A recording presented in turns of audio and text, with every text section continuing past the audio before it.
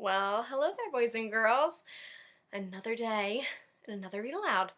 But today's kind of a special day because we've officially started our distance learning today. So because of that, I have a specific book in mind that might help you remember what school's like, because it's been a little while since we've had to sit down and get back into the swing of things and transition back into doing our work. Even now, it's so different because a lot of us are doing it from home. So I want you to keep that in mind as we read the story, that it might be a little different, this kind of schooling, than what we're used to and being in their classroom every day.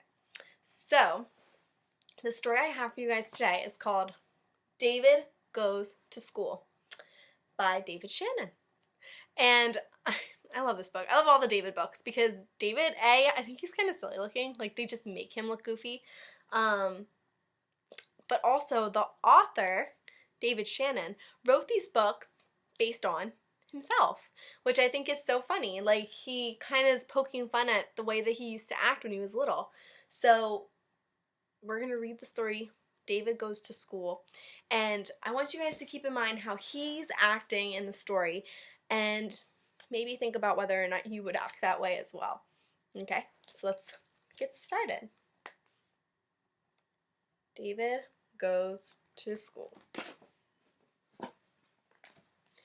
David's teacher always said, "No, David, no yelling, no pushing, no running in the halls." And then I guess that's a picture he drew of himself doing some of those silly things. "David, you're tardy." Tardy means that you are late. You did not arrive on time. So it looks like David's kind of peeking in the door because he knows he's late to school, which is no good. Gotta be on time.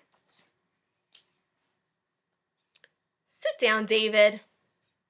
There he is, standing up and being silly when he's clearly supposed to be sitting down doing some work. Now, we talk about sometimes how in class I might let you stand up to do work or move around or sit in a comfy spot, but it doesn't look like David's teacher allows flexible seating in her classroom. "Don't chew gum in class." Yuck. No thanks. Definitely no thanks. It's a lot. We shouldn't even have candy in school. And here he is chewing it and playing with it, and ugh, so gross. "David, raise your hand." We know that's the only right way to talk in class, right? Because if we don't raise our hand, then we just shout out. It's not being respectful. It's not showing our Kaylee values, right? Respectfulness. Definitely not respectful, not responsible, and sometimes not safe, right? You have to be able to hear what other people are saying. And that little girl looks so upset that she's raising her hand and David's not. Keep your hands to yourself. Oh my goodness. Definitely not responsible or respectful or safe. David is not making all the right choices. Pay attention. Looks like David's daydreaming. He's looking out the window. He sees dinosaurs and other funny shapes in the clouds. He's just not paying attention to what he's supposed to be doing. He's kind of daydreaming, zoning out. "Wait your turn, David." There he is, cutting the line at lunch.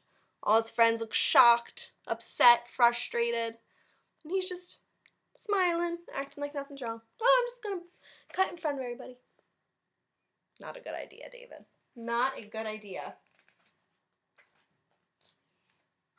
"I don't care who started it." Yikes. A food fight? No way. No way. That is a bad choice right there. Not a good choice at all. I don't like to say bad choice. It's a poor choice. Poor choice.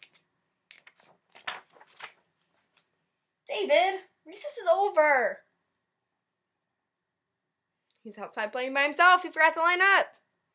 We know once that whistle's blown, we gotta line up, right? It's the right thing to do.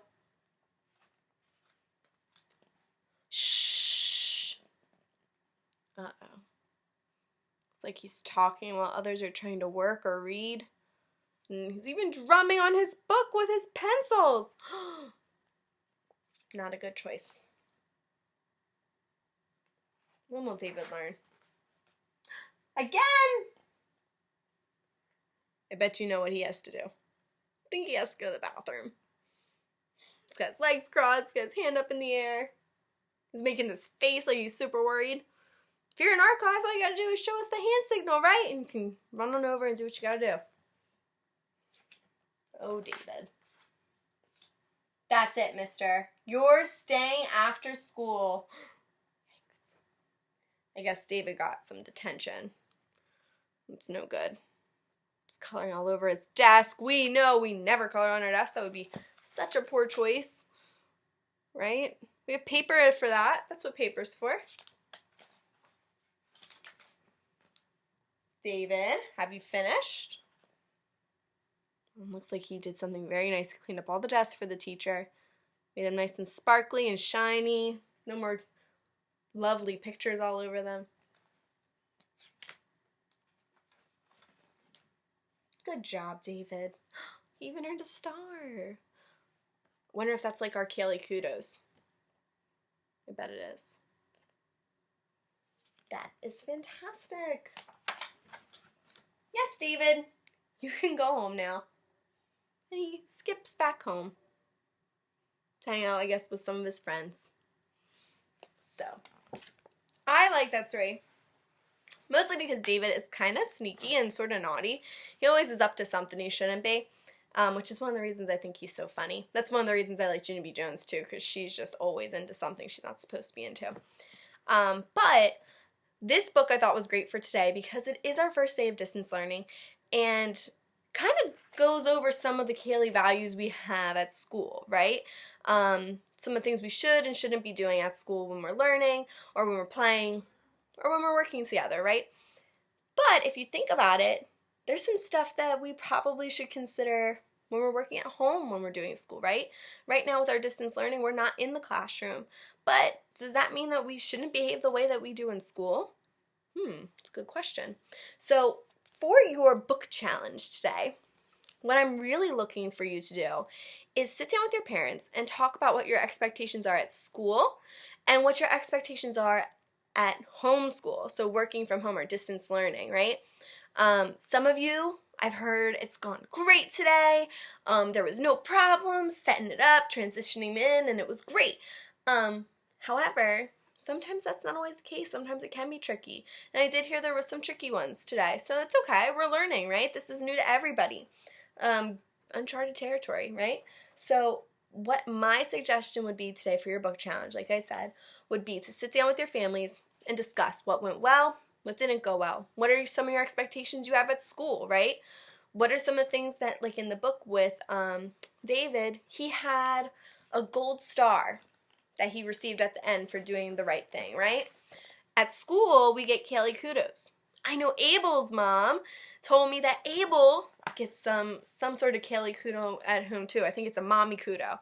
So they've started using that at home to really help with the transition to school. I know Ella's family is following a schedule just like we do at school. So I know that some of our families are really trying to bring some of those school elements home. And it can be really hard, and a lot of times it might not work for your family, but that's okay. So I think even going over like what is expected from you at Kaylee when we're there and what is expected from you at home when you're doing home learning is really important. So that's my book challenge today for everyone, not just our students, but also our families, because I think this will help make our transition to home learning that much smoother. If you guys set up some expectations, maybe follow those Kaylee values at home as well as at school, and even maybe talk about, implementing something like a schedule or kudo collection like they do in the story and like we do in our classroom. So keep me posted. I'd love to hear about what you guys come up with. I've already heard a few things from different families, so I'd love to hear a little bit more. Keep me in the loop, and I'll see you guys tomorrow. Another Read Aloud. Let's keep reading together. Bye, guys.